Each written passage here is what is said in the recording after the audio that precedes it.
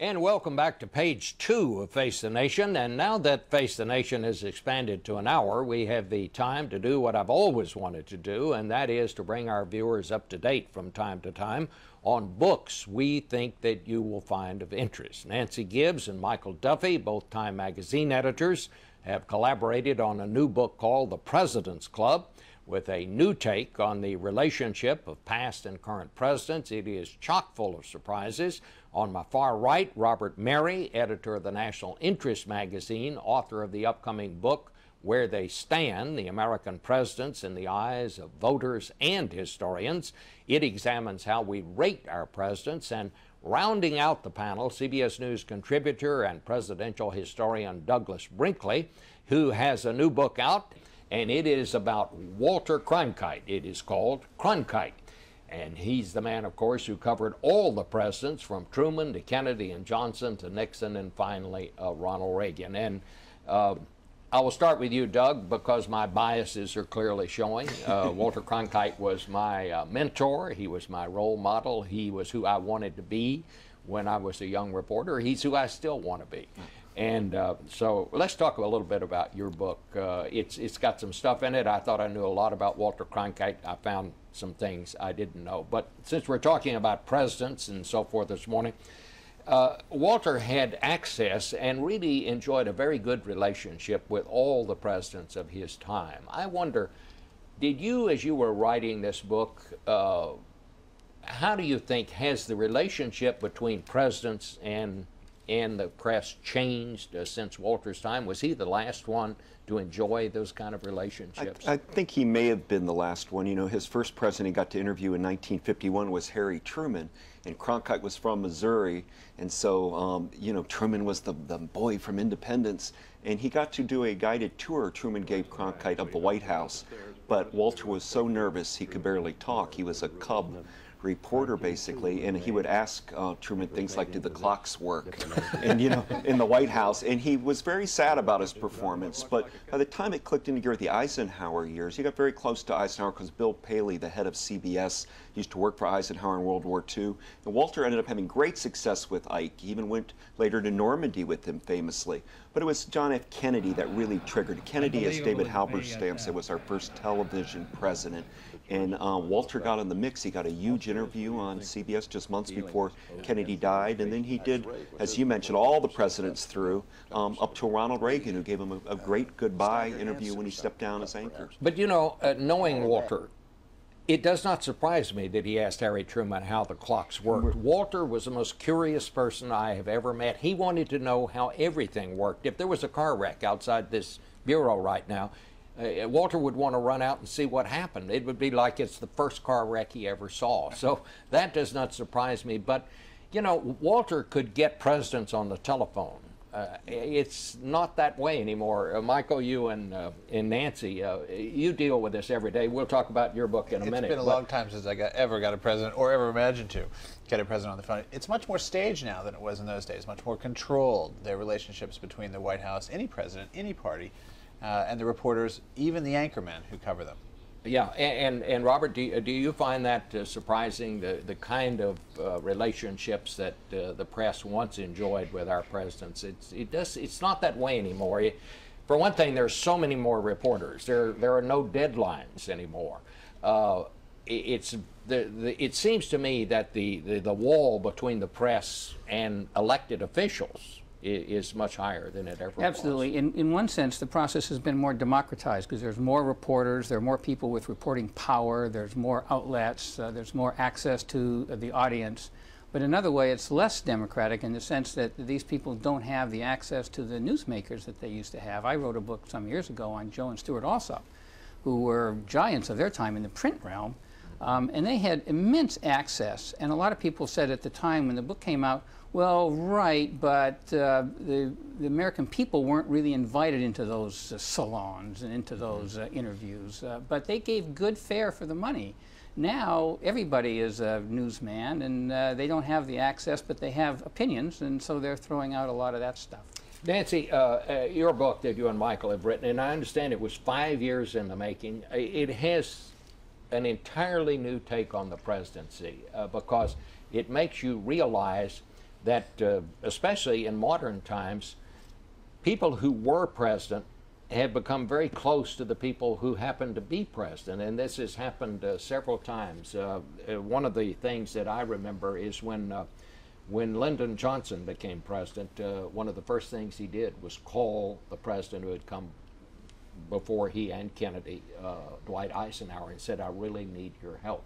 Eisenhower came down, but when was the first time that the former presidents and whoever happened to be in office decided to work together on things? That actually goes back to John Adams calling up George Washington to ask him for help. But it's different in the modern age because you can pick up the phone, and the things that former presidents can do for a sitting president are much greater, both privately and publicly. But what we found that surprised us most is how often the more different presidents are, different generations, different parties, different personalities, the more likely they seem to be able to work together.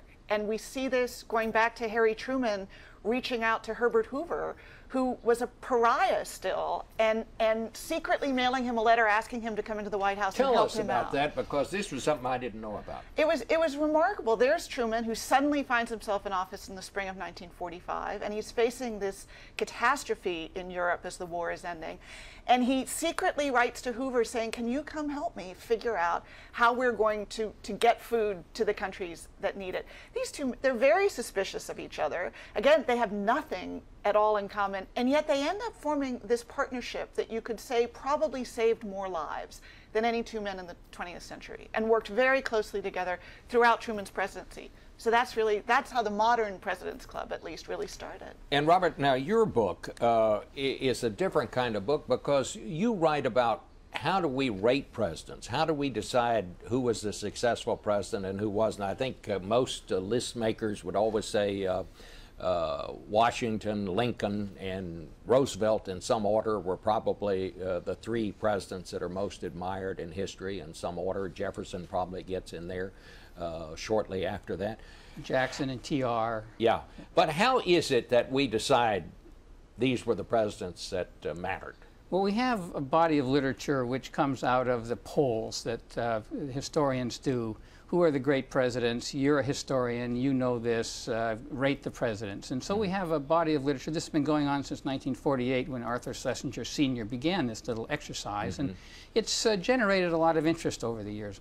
What my book tries to posit is that that's great, that's fine, it's a good index, but what were the voters thinking at the time? Because the voters were either re-electing the guy or they were rejecting the guy. They might re-elect him, but then his party falls down at the next election. So I try to look at what the voters were saying at the time and compare those two indices to determine whether they overlap or whether there's some disparities. So what would you consider a successful president? What constitutes greatness?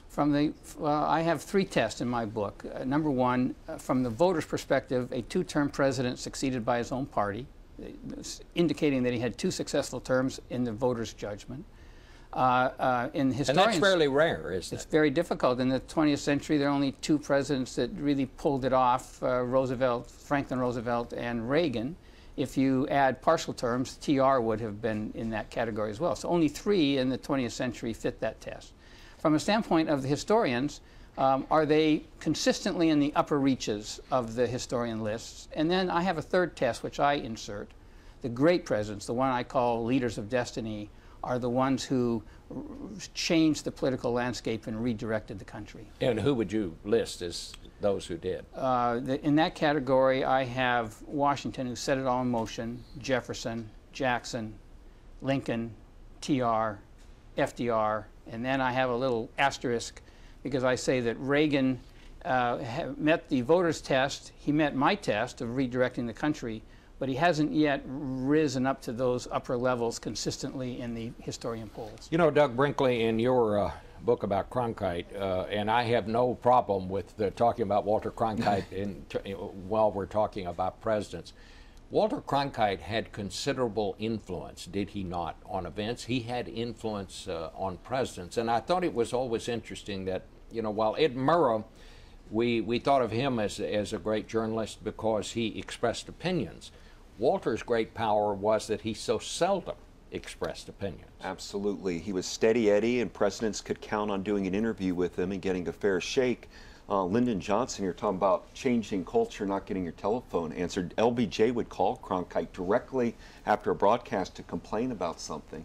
But it was really that World War II generation of reporters. We're all in this together. We fought together, and we're trying to make America good. Vietnam War corroded that. When you started seeing Vietnam, and finally, you know, famously, February 27th, 1968, when the Tet Offensive occurred and he came back, Walter Cronkite, and called Vietnam a stalemate, many people connected Johnson's collapse with this objective Mr. Center now turning on the war. And then, of course, Watergate and Nixon's hatred of the press and the unleashing of Spiro Agnew. And it became a war against the Fourth Estate. And who won?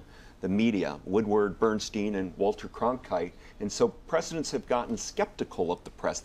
It's now a very antagonistic relationship, much more so than it was when they wouldn't show Franklin Roosevelt in a wheelchair in a photo, or everybody knew about Jack Kennedy's affairs but wouldn't do them. Today, in a YouTube internet world, every missmile a president does is going to be all over. In that story, when Walter Cronkite came back from Vietnam and George Christian, his President Johnson's press secretary, told Lyndon Johnson about what Walter had said, Lyndon Johnson said, "If I've lost Walter, I've lost the American people." He understood at that point. And we didn't have diversified media, and TV was the new boom. And some cities only got CBS. I mean, and so Cronkite was the guy that you turned to every night. He was in your living room. They called Vietnam the living room war. And the politicians didn't adjust quickly to what television actually meant. And so, you know, whether it was fighting for civil rights or Vietnam or space, which became our national pageant, Cronkite seemed to be the maestro of it all.